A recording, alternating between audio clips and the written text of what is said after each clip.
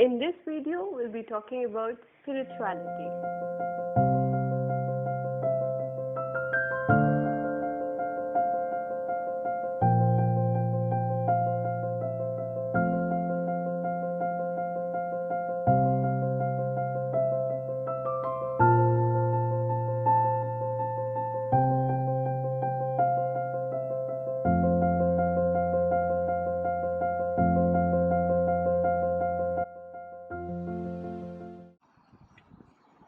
So this video is an insight on spirituality, and somebody was asking me in an article for a well-being magazine that how do you define spirituality, and something spontaneously emerged for me, and I think it would be useful for you as well. According to me, spirituality is a way in which we can use human energy in a sustainable manner. So as we go through life, all of us encounter problems that are inevitable, and there are two kinds of problems. One is logical and the other is psychological.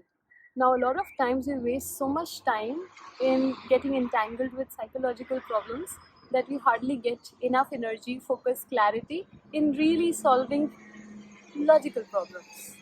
So, spirituality is that science that helps you distinguish how and where to spend energy so that you can make the best use out of the human form, the human time, the human energy without getting distracted by all of those problems which are created by the mind. And by that I mean psychological.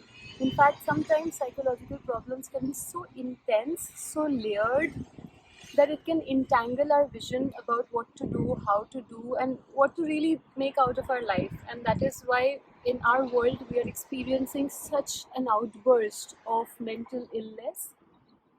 So, so I would just like to share this insight that for me, if you want to overcome or transcend the psychological issues, psychology cannot help you transcend psychological problems.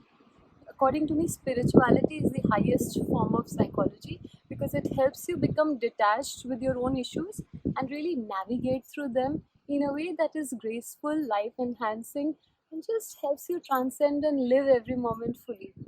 I would even go on to say further that as you are connected with your own spirit, something really ironical happens. You are going through life and living life fully, and still there is a sense of detachment with your own problems. So there is a sense of floating while you're completely in the medium of life. So you're fully alive, and yet it's not personal anymore. So think about the kind of freedom you would have, a childlike freedom who is completely in the moment, and at the same time,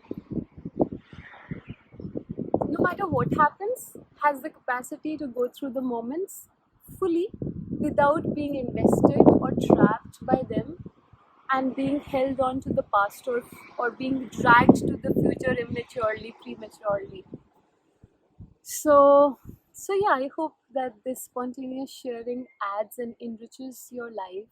And in this very moment, I invite you to be completely present to the senses, to the data around you, and just sending energies to you.